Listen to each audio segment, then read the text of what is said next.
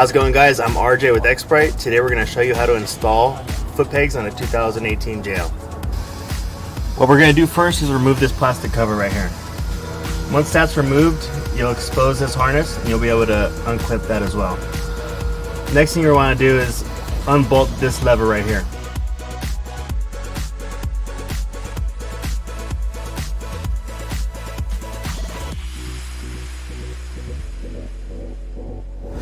Next, you're going to want to remove these nuts or bolts from underneath the hinges. Both of them. Once all those steps are accomplished, you'll be able to just lift the door right up. They're pretty light. This is our American foot peg for the JL. It's really simple to install. All you do is remove the nut at the bottom here that it comes with,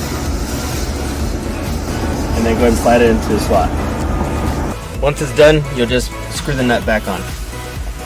Suggest using a wrench to tighten it down.